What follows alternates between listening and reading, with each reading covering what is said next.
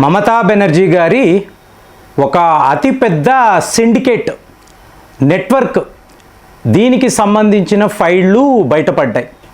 అంటే మీకు 15 ఏళ్ల పాలన కదండి, కాబట్టి మీకు ఈ నేరాలు, ఈ అవినీతి అనేది దానికి అంతు అదుపు అంటూ ఉండదు.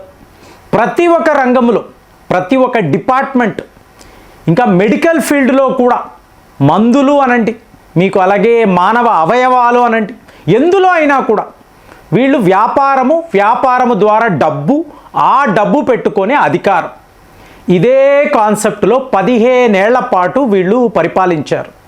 మామూలుగా మీలో ఎవరైనా కల్కట్టా వెళ్ళుంటే విపరీతమైన జనాభా కదండి, మీకు ఎటు చూసినా కూడా ఆ జన సందోహం అంటారు చూసారా, మీకు వెహికల్స్, బైకులు, మీకు ఎక్కడికక్కడ షాపులు, చాలా మీకు క్రౌడెడ్గా కనిపించే ఒక నగరం. మరి అలాంటి నగరములో మీరు ఎలాంటి వ్యాపారాలు చెయ్యవచ్చు, అది అధికారంలో ఉన్నారనుకోండి. సో ఇవాళ అందరూ మాట్లాడేది, ఇప్పుడు మీరు హైదరాబాద్ అన్నారండి, హైదరాబాద్లో మనము కోటికి వెళ్ళామంటే సుల్తాన్ బజార్ అంటాము, అలాగే సీతంబర్ బజార్, సికింద్రాబాద్లో మీకు మోండా మార్కెట్, అంటే ఎటు చూసినా కూడా షాపులు, హోల్సేలర్స్, రీటైలర్స్, పెద్ద బిల్డింగులు, కాంప్లెక్స్లు, అలాగే మీకు ప్లాట్ఫామ్ మీద వ్యాపారము చేసేవాళ్ళు ఎక్కడ పడితే అక్కడ కనిపిస్తారు కదా. సో ఇప్పుడు ఏమవుతుంది, వీళ్లకు ఎటువంటి లైసెన్సు అక్కర్లేదు, వీళ్ళు ఎవరికి ఐటీ చూపించక్కర్లేదు, మీకు క్యాష్ తీసుకుంటారు. సో ఇవాళైతే మనము క్యూఆర్ కోడ్ అంటున్నాము, ఒకప్పుడు చెప్పండి ఏముండదు కదండి. అడిగితే పేదవాళ్ళు ఇక్కడెక్కడో చిన్నపాటి వ్యాపారం చేసుకుంటున్నారు అంటారు కదా. ఇక వాళ్ళ దాకా ఎందుకు, మీకు ఇక్కడ పంజాగుట్ట అనండి, హ్యాబిట్స్ అనండి, ఇక్కడ అడుక్కునే వాళ్ళు లక్షలు సంపాదించిన వాళ్ళు ఉన్నారు, సొంత ఇళ్ళు కట్టుకున్న వాళ్ళు ఉన్నారు. మరి వాళ్ళు ఏం అకౌంట్స్ చూపిస్తారండి, ఏ ఐటీ చూపిస్తారు? అదే మీకు నాకు ఒక ఇల్లు కావాలి, హౌసింగ్ లోన్ అప్లై చేశాము, ఎన్ని అడుగుతారు, ఎన్ని రోజులు తిప్పిస్తారు? వీళ్ళకి ఏమీ లేదు, ఫ్రీ మనీ.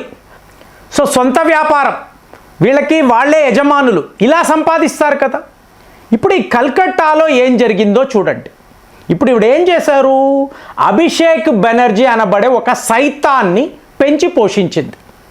సో ఇప్పుడు వాడికి ఏంటి, డబ్బు మహిళలు, ఈ రెండూ చాలు, ఎటు నుంచి వచ్చినా ఓకే, వాడికి ఏ ప్రాబ్లము లేదు. సో ఏం చేశాడు, ఈ బంగ్లాదేశ్ సిండికేట్తో చేతులు కలిపాడు. సో వాళ్ళ మాఫియా, వాళ్ళ తీవ్రవాదము అనుకున్నారు. ఇప్పుడు మీరు హౌరా అంటారు కదండి, కల్కట్టా అంటే హౌరా బ్రిడ్జ్ మీకు తెలిసే ఉంటుంది. కిందకి వెళ్ళారు అనుకోండి, హౌరా బ్రిడ్జ్ కిందకి వెళ్ళారు అంటే వందల మంది స్ట్రీట్ వెండర్స్ మీకు కనిపిస్తారు. ఇప్పుడు వీళ్ళందరూ ఎవరు, వీళ్ళందరూ బంగ్లాదేశ్కి సంబంధించిన చొరబాటుదారులండి. సో మీరు రండి, మీకు ఫలానా దగ్గర వ్యాపారము చేసుకోవడానికి మేము మీకు అనుమతి ఇప్పిస్తాము అంటే ఏంటి. ఇప్పుడు మీకు గుర్తుందో లేదో, హైదరాబాదులో ఒకప్పుడు ఈ రోహింగ్యాస్ వాళ్ళు వచ్చినప్పుడు వాళ్లకు చిన్నపాటి వ్యాపారం చేసుకునే ఒక సదుపాయం ఇచ్చారు. అంటే వీళ్ళు కార్పెట్స్ అనండి, డోర్ మ్యాట్స్ అనండి, కర్టెన్స్ అనండి, వీటినంతా అమ్మేవాళ్ళు. మీరు అదే ఒక ప్రముఖ వ్యాపారిని అడగండి, ఏమండి మేము ఇక్కడ లక్షల రూపాయలు రెంట్లు కడుతూ, జీతాలు ఇస్తూ, ఎలక్ట్రిసిటీ మీకు కరెంటు బిల్లులు కడుతూ, ఇలాగే కార్పెట్లు, డోర్ మ్యాట్స్ ఇవి అమ్ముకుంటూ ఉంటే, వాళ్ళు మా ముందరే రోడ్డు మీద అమ్ముకుంటూ ఉంటే పబ్లిక్ ఎవరిది కొంటారండి? నా ఖర్చెంత, వాడి ఖర్చెంత, అంతే కదండి. ఒక హోటల్కి వెళ్తారు, ప్లేట్ ఇడ్లీ అన్నప్పుడు 35 రూపాయలు 40 రూపాయలు అంటారు. అదే మీకు రోడ్ సైడ్లో ఉండే ఒక అవుట్లెట్ వెళ్ళారు, 20 రూపాయలకే వాళ్ళు ఇడ్లీలు ఇస్తారు. సో పబ్లిక్ ఏం చేస్తారు, వాళ్ళ దగ్గరికే వెళ్తారు, ఎందుకు, వాళ్ళకి రెంట్స్ ఉండవు. సో ఇదే జరిగిందండి, ఇది ఏకంగా ఒక ప్యారలల్ ఎకానమీ అండి. కల్కట్టాలో మీకు మామూలుగా దుకాణాలు, అద్దెలు, వ్యాపారం అనుకుంటే వాళ్ళ ముందరే, ఇంకా చెప్పాలంటే సిలిగురి లాంటి నగరం, డార్జిలింగ్లో ఉన్న వాళ్ళు సిలిగురి వస్తారండి షాపింగ్ చెయ్యాలంటే. సిలిగురిలో మీకు 6 కిలోమీటర్ల స్ట్రెచ్లో 1000 ప్లాట్ఫామ్ దుకాణాలు, మీరు నమ్ముతారా, 1000 దుకాణాలు. మీకు వెనక ఉండే దుకాణాలంతా కూడా మూసేశారు, వ్యాపారము లేదు. ఎందుకు, నేను 100 రూపాయలకి అమ్మితే నా ముందరే రోడ్డు మీద వాడు 50 రూపాయలకి అమ్ముతున్నాడు సేమ్ వస్తువు, అంతా బంగ్లాదేశ్ నుంచి రావడమే. సో ఇప్పుడు మనం ఏమనుకున్నాము, ఇది ఒక తీవ్రవాదము అనుకున్నాము, నేరాలు అనుకున్నాం. కాదండి, మీకు ఒక ప్యారలల్ ఎకానమీని వీళ్ళు రన్ చేశారు. 4,000 కోట్లకు సంబంధించిన ఫైల్. అంటే ఎక్కడెక్కడ స్ట్రీట్ వెండర్స్ ఉంటారు, వీళ్ళు ఎంతెంత సంపాదిస్తారు, వీళ్ళు లోకల్గా ఉండే పోలీసులకు ఎంత ఇవ్వాలి, రౌడీ మామూలు ఎంత ఇవ్వాలి, ఈ డబ్బు మళ్ళీ మీకు అభిషేక్ బెనర్జీ దాకా రావాలి, అతను మళ్ళీ మమతా బెనర్జీ దాకా పంపించాలి. ఇలా ఈ నెట్వర్క్, ఈ సిండికేట్, ఈ మాఫియా అనేది 15 ఏళ్లలో 1000 కోట్లు సంపాదించేశారండి. అంటే ఏ ఒక రంగాన్ని విడిచిపెట్టలేదు. ఆఖరికి ఇక్కడ స్పాలు ఉంటాయి చూసారా, కల్కట్టాలో ఆ చుట్టుపక్కల స్పాలు, ఇవన్నీ ఏంటండి, వేశ్యాగృహాలు.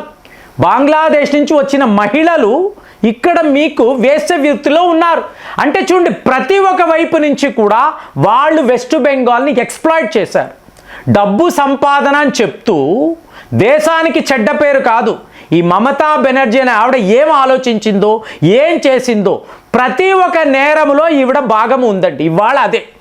సో మొన్న మిత్రుడు సిలిగురి వెళ్ళినప్పుడు ఆయన పెడుతున్నాడు మెయిల్, వెళితే ప్లాట్ఫామ్ మీద ఉండే దుకాణాలు ఏవీ లేవు, స్ట్రీట్ వెండర్స్ మాయమైపోయారండి, షాప్స్ అన్నీ తెరిచి ఉన్నాయి. ఏది మీకు 2 వారాల్లో ఆయన చెప్తున్నాడు, ఎప్పుడు చూడలేదండి. ఎప్పుడు వాళ్ళు వ్యాపారాలు చేసుకోలేకపోయారు. వీళ్ళు ఈ మాఫియా వాళ్ళు కుప్పలు తెప్పలుగా వాళ్ళ వస్తువులను తీసుకొచ్చి అక్కడ పడేసి మీకు సకానికి సక ధరలో వీళ్ళు అమ్ముతూ ఉంటే షాపుల వాళ్ళు ఏం చేస్తారు, మాకు ఈ వ్యాపారమే వద్దురా బాబు, మాకు ఈ దరిద్రమే వద్దని వాళ్ళు వెళ్ళిపోయారు. కానీ ఇవాళ ఏమైంది, మీకు 10 రోజుల్లో ఫ్రెండ్స్ 3.5 లక్షల మంది పారిపోయారు అని మాట్లాడాం. ఇవాళ వార్త ఏంటో చెప్పమంటారా, 6 లక్షల మంది ఈ బంగ్లాదేశ్ చొరబాటుదారులు, వలసదారులు, తీవ్రవాదులు ఎవరిని అడగలేదు, ఎవరికి చెప్పలేదు, వాళ్లకు వాళ్ళుగానే పారిపోయారు. మరి వీళ్ళు ఎటు పారిపోయారు అనేది ఇవాళ చాలా పెద్ద సమస్య అండి. వీళ్ళందరూ బంగ్లాదేశ్ పారిపోయారంటే నేనైతే నమ్మను. మరి వీళ్ళు బీహార్ వెళ్ళిపోయారా, జార్ఖండ్ వెళ్ళిపోయారా, లేదా ఈ పెద్ద నగరాలు ఉంటాయి కదండి, ముంబై, ఢిల్లీ, హైదరాబాద్, ఇక్కడైతే పూర్తి స్థాయిలో ఆశ్రయమే ఇస్తారు, ఎవరు వెళ్ళి అడగరు కదా. సో ఆ పరిస్థితిలో వీళ్ళు చెల్లా చెదురుగా 6 లక్షల మంది ఎటెటు వెళ్ళిపోయారో తెలియదు.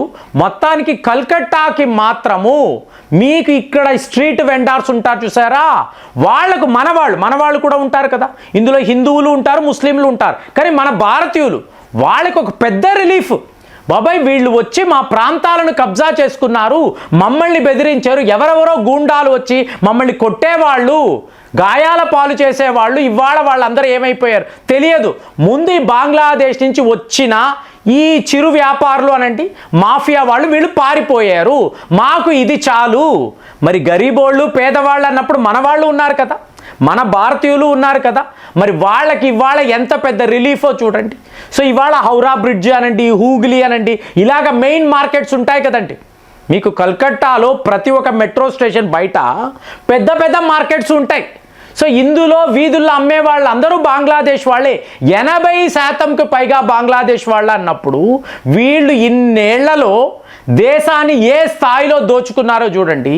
మరి ఈ కలెక్షన్స్లో ఒక అమౌంట్ని పోలీస్ స్టేషన్కి, ఒక అమౌంట్ని ఇలాగ వీళ్ళ టీఎంసీ పార్టీకి, మీకు ఇందులో 4,000 కోట్లు సంపాదించినట్టుగా మమతా బెనర్జీ వసూల్ క్వీన్ అని చెప్తున్నారు.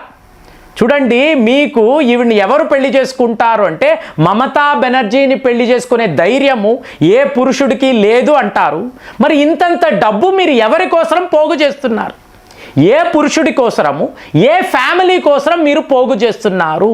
దీనికి మించిన మూర్ఖత్వము అంటూ ఏమైనా ఉంటుందా? అలాగే ఇవాళ కల్కట్టాలో ఏమండి 4,000 కోట్లు అంటే ఇదేమైనా సామాన్యమైన అమౌంటా? ఇంతంత కలెక్షన్ వీళ్ళు చేశారు అంటే వీళ్ళ పాలన ఏ రకంగా మీకు ఇంతవరకు కొనసాగింది? ఆశ్చర్యంగా ఉంది. మరి మీకు కూడా అలాగే అనిపిస్తుందా? కామెంట్స్లో రాయండి. మళ్ళీ వచ్చే వీడియోలో కలుద్దాం. జై హింద్.